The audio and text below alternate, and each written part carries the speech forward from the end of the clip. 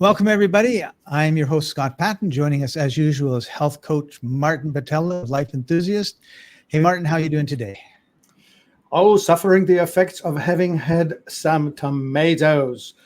So my skin is not its usual healthy thing. It's amazing, like I get reminded, let me say it this way. I get tempted like everyone else, and then I do the thing that I probably shouldn't have.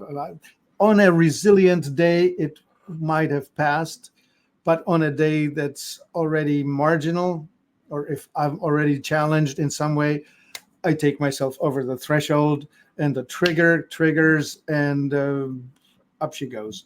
So I'm feeling the inner friction. It's really interesting how, even with all the knowledge I have, with all the education I took, I still am just a regular human with temptations. And I was telling my wife, so let's just go for it. What the heck? Let's pretend it's an Italian holiday. Let's have it. Well, anyway. And then you suffer. So, yeah, I'm definitely not as good as I was, say, a week ago. Yep. And that's part of life, being up and down, right? Yeah. And some of it, I'm just conscious of just how I caused this myself. Right. And you know what? I think that's a real key, because you can take responsibility or not. And when you don't, it really makes life hard, because it's not my fault. I just ate like I normally ate. And now today I've got pain and then zits and red face, and I feel terrible and I'm miserable. Yep. As opposed to, I know when I eat the tomato, it's going to be a tough couple days afterwards, but I wanted the tomato, right? Yeah. Cool. So we have a really interesting comment.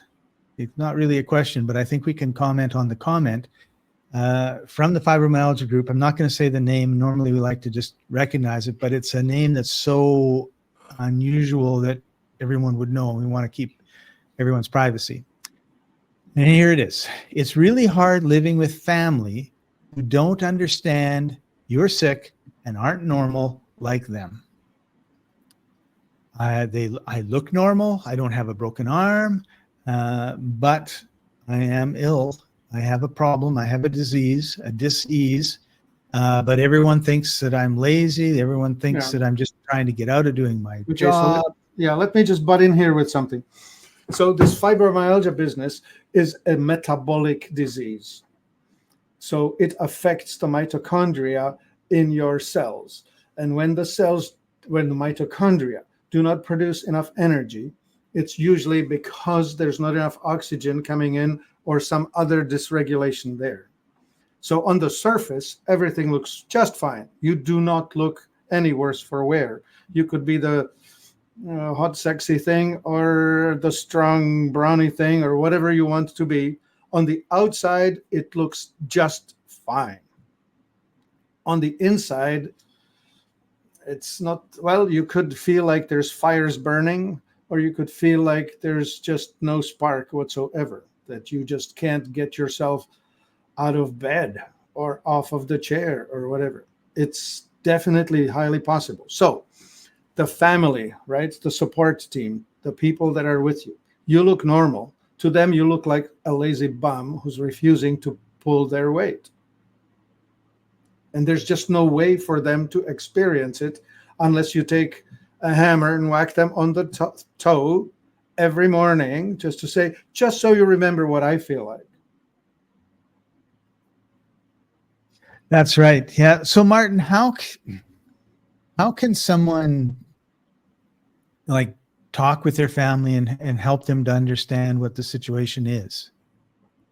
Well, I think the justification, the validation has to be somewhere in the place of, please understand that I have a metabolic disease, right? Like look up metabolic disease, watch some videos, play it to your family and just say, look, I actually have this metabolic disease. Mine is a chronic fatigue. I look fine on the outside, but the inside is not working like yours. Right. They need to be reminded of it all the time. I don't know how else, right? Because you truly will appear to be like a whining loser who just keeps asking them to help you rather than you carrying the weight. That's what it will look like. Do you think, Martin, it would help if if they described it to the family? They said, "Listen, today, like I got tingling on my fingers," or Yeah, but you keep doing it year after year after year. It's time for you to get over it. right. And honestly, that there is a way over it. I want to tell you that if you don't know my story, you can go on Life Enthusiast and hear me tell it, or read the article, whatever. Just in shorthand, as I was a healthy 24-year-old, at 25, I had a bunch of mercury put in my mouth. And the next 10 years, I went downhill, and I kept going downhill. Like I was a crippled 35-year-old. And then, only then, it took me 10 years to wake up from the hypnosis of believing in the goodness of doctors and the goodness of the medical system and thinking that they actually know what they're doing. Turns out they don't. So long as you keep going there, you will be following my example of going downhill. So finally, at 35, I had this meeting with myself, which was, if you carry on like this, you'll be dead in 2 years, probably by suicide. But anyway, I decided to turn it around, which meant study. That was long before the internet came about. So that was books and library. And I read a lot, and I figured it out.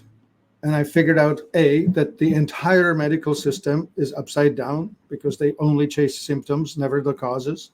Then I figured out what my cause was. Your cause may be different from mine, so you need to find your cause. And then I figured out that I had genetic problems. They are specific. I'm a poor methylator, so I had to compensate for that. And then the next few years, by the time I was 45, I was stronger than my 35-year-old self. And I was pretty much living a full life. That's about the time I started this online business. Anyway, what I'm trying to tell you is that I was a disaster.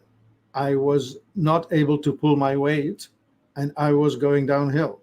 The only way I think will work for anyone to have a successful story is to stop thinking that somebody else can do it for you. It is up to you individually to make a decision to change. And the change will be in changing many things. And you need to figure out stagnation, trauma, toxicity, and malnutrition. Those are the things that you have control over. You have no control over your genetics.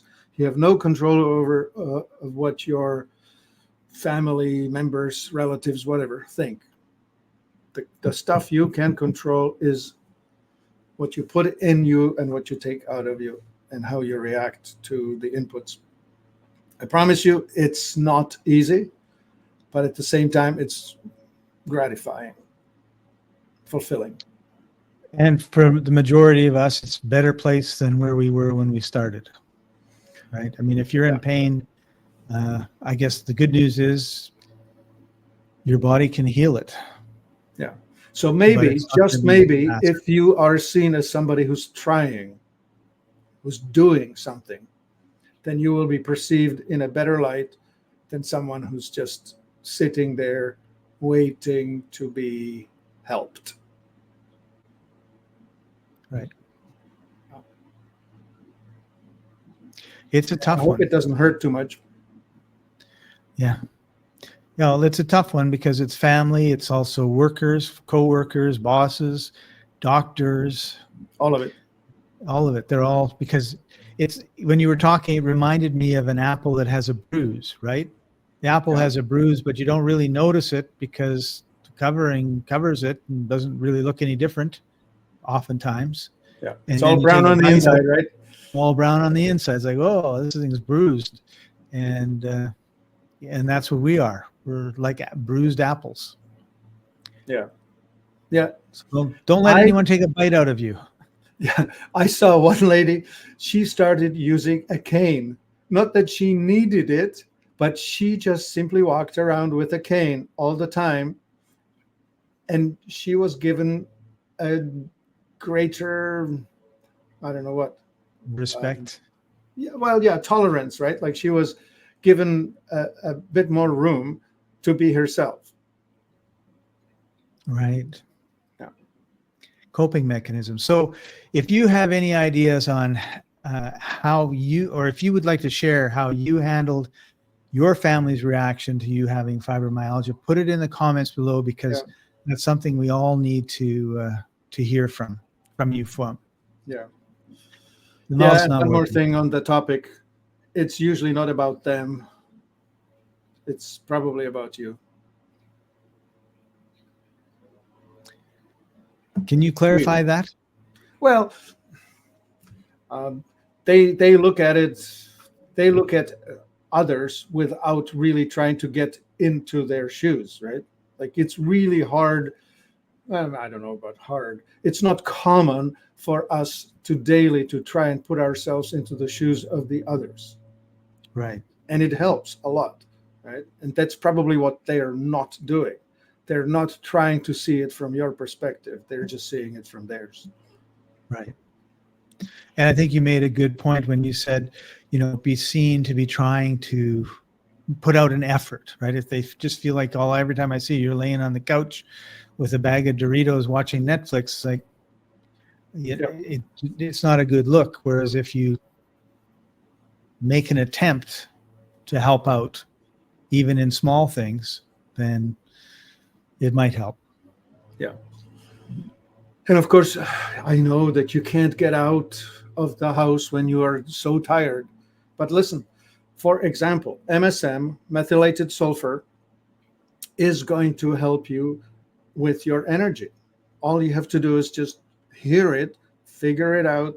Oh my Lord, it only takes 2 teaspoons of sulfur in water every day, not sulfur, MSM, to improve your oxygen processing capacity. That's 50 cents worth of sulfur. It's not like you're in horrendous economic distress because of it. Right.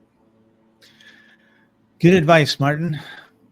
Thank you for joining us, everybody. And we'll see you next time. Make sure you leave some comments. Let us know what you think and how you deal with your family and other people with this problem. Yep. Bye for now.